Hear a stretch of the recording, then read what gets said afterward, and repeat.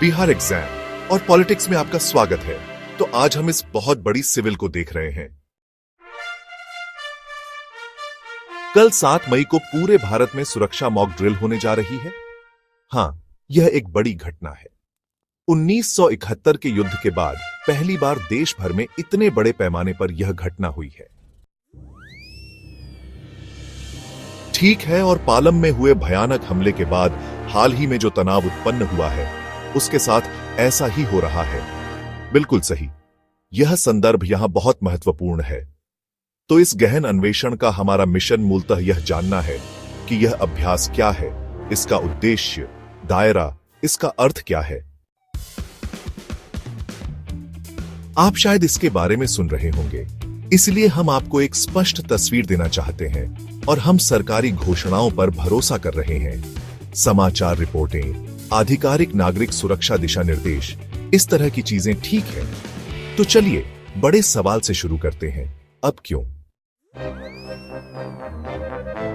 ठीक है, जैसा कि आपने कहा, समय सही लगता है। 22 अप्रैल को हुए पालम हमले से सीधे जुड़ा हुआ है। हां, यह विनाशकारी था। पर्यटकों सहित 26 लोग मारे गए और पिना मोती की प्रतिक्रिया बहुत मजबूत थी।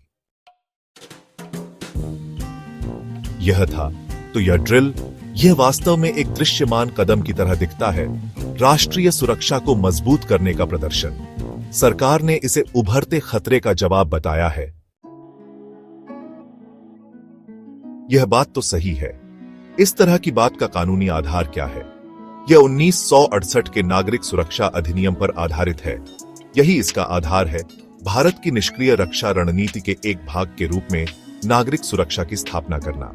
ठीक है, और फिर 2009 में एक संशोधन हुआ कि आपदा प्रबंधन को भी अपनी जिम्मेदारियों में शामिल कर लिया, है ना? और यह ध्यान देने योग्य है कि इसमें दम भी है। यदि लोग अभ्यास के दौरान आधिकारिक निर्देशों का पालन नहीं करते हैं, आपदा प्रबंधन अधिनियम की धारा 51 कानूनी कार्रवाई और दंड का प्रावधान करती है। यह जानकर अच्छा लगा कि सहयोग सिर्फ सुझाव नहीं है, यह आवश्यक है। हां, ड्रिल के दौरान वास्तव में क्या होने वाला है? ठीक है, कई मुख्य बातें। पहली, हवाई हमले के सायरन। आप उन्हें कई जगहों पर सुनेंगे। उदाहरण के लिए पटना, शाम 6:58 पर 80 अलग अलग स्थान और विशिष्ट संकेत हैं, है ना? हाँ, हरियाणा ने दिशा निर्देश जारी किए हैं।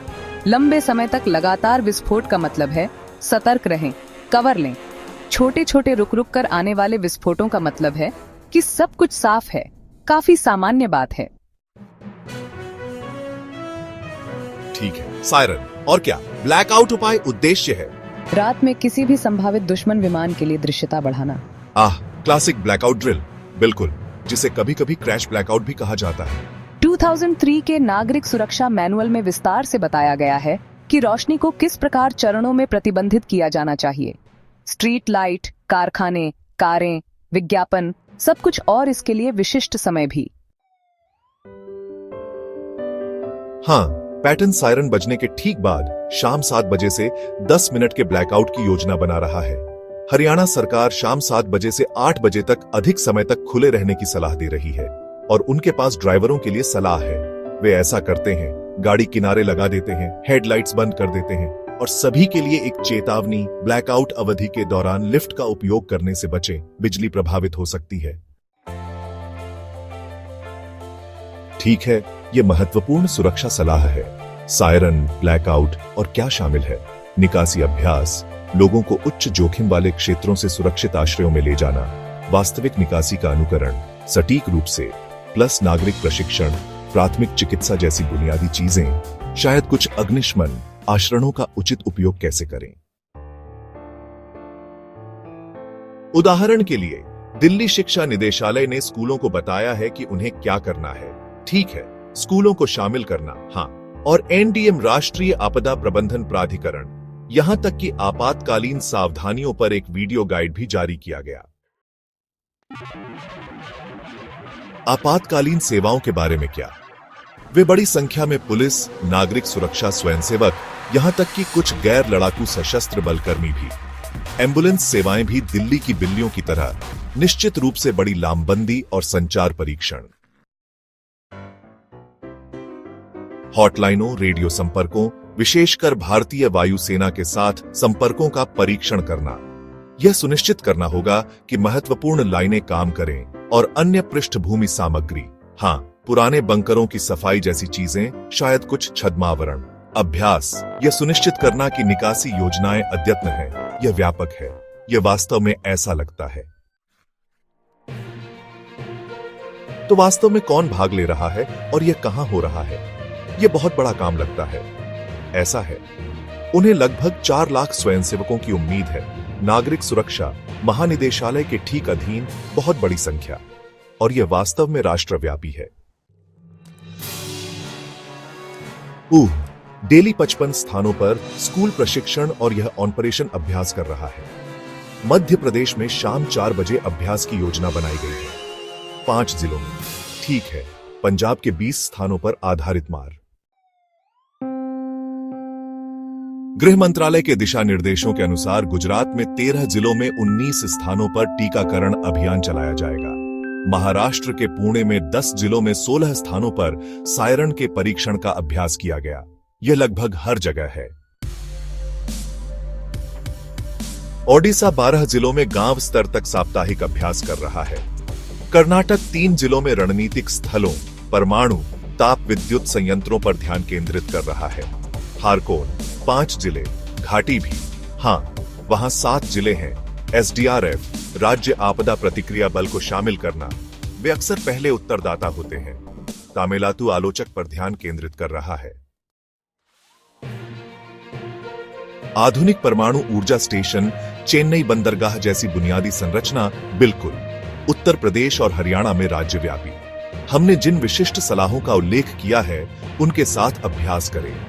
बिहार में पाटनों ब्लैकआउट शामिल है। राजस्थान में 28 स्थानों पर शाम 4 बजे के लिए सायरन बजाने की योजना बनाई गई है।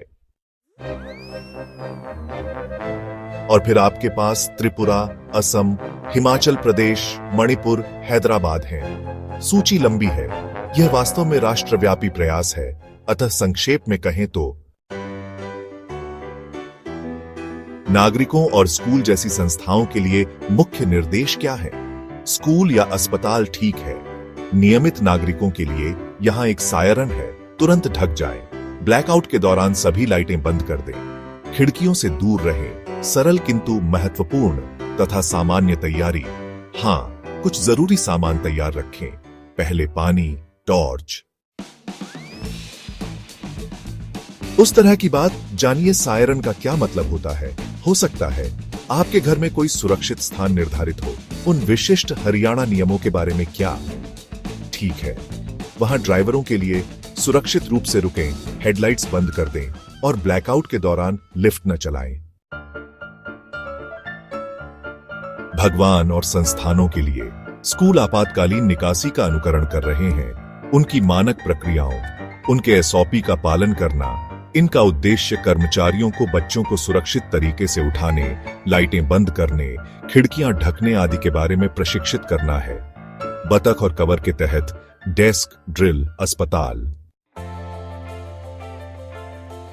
उन्हें अपनी आपातकालीन प्रतिक्रिया योजनाओं को सक्रिय करने की आवश्यकता है।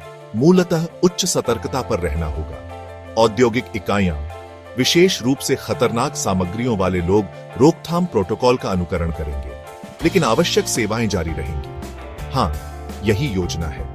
बैंक और अन्य आवश्यक सेवाएं चालू रहनी चाहिए। यह एक अभ्यास है, पूर्णतः बंद नहीं। अतः मूल संदेश वास्तव में तैयार रहने के बारे में है, न कि भय पैदा करने के बारे में। बिल्कुल सही, यह एक तैयारी अभ्यास है। सरकार द्वारा जनता के सहयोग पर जोर दिया जाना महत्वपूर्ण है, यह सुनिश्चित करने के लिए कि यह प्रभावी है। यह तैयारी में प्रणाली का परीक्षण करने के बारे में है। तो आपके लिए इस अभ्यास को सुनना, समझना, इसमें क्या शामिल है, यह आपको वर्तमान राष्ट्रीय सुरक्षा प्रयासों के बारे में वास्तविक जानकारी देता है। बिल्कुल, और यह हमारे मन में एक विचार छोड़ता है ना? एक ऐसी दुनिया में जहां खतरे अप्रत्याशित लग सकते हैं, वास्तव में पूरे राष्ट्र के लिए तैयारी का क्या मतलब है?